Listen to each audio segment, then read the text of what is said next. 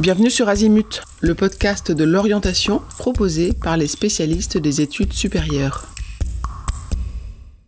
Dans cet épisode, nous répondons à la question « Comment devient-on architecte en France ?» On se demande souvent s'il faut savoir dessiner pour devenir architecte, ou encore s'il faut être fort en mathématiques. Et combien d'années d'études faut-il pour devenir architecte ? Nous allons vous expliquer comment se déroulent les études d'architecture en France. Pour devenir architecte, il faut suivre 5 ans d'études au terme desquelles on obtient le diplôme d'état d'architecte. Il faut prévoir une année d'études supplémentaires si vous voulez exercer à votre compte ou devenir associé dans un cabinet. Il est également possible de faire 1 ou 2 années d'études de plus pour se spécialiser, par exemple en construction parasismique ou alors en scénographie. Seuls 22 établissements sont habilités à délivrer le diplôme d'état d'architecte. Ce sont 21 écoles publiques et 1 école privée.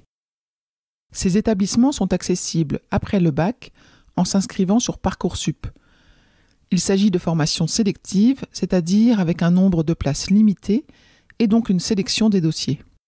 Les 20 écoles nationales supérieures d'architecture, ENSA, et l'École supérieure d'architecture de Paris, l'ESA, effectuent une sélection sur étude de dossier, puis entretien en cas d'admissibilité. L'INSA Strasbourg, quant à elle, est une école d'ingénieurs qui recrute via un concours national après une année de classe préparatoire aux grandes écoles. Il est également possible de rentrer en école d'architecture après une licence, un BUT ou une autre formation post-bac. Quelle spécialité devez-vous choisir au lycée pour rentrer en école d'architecture ?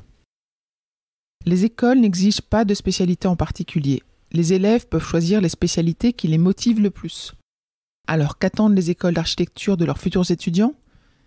Elles attendent de bons résultats dans toutes les matières.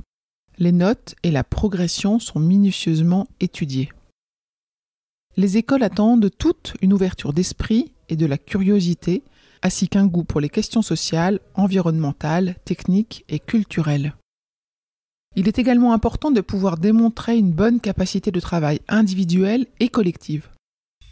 Enfin, hormis l'ESA, l'École supérieure d'architecture de Paris, où le dessin est un critère de sélection à l'entrée, il n'est pas nécessaire de savoir dessiner pour entrer en école d'architecture, puisque les cours de dessin font partie de la formation.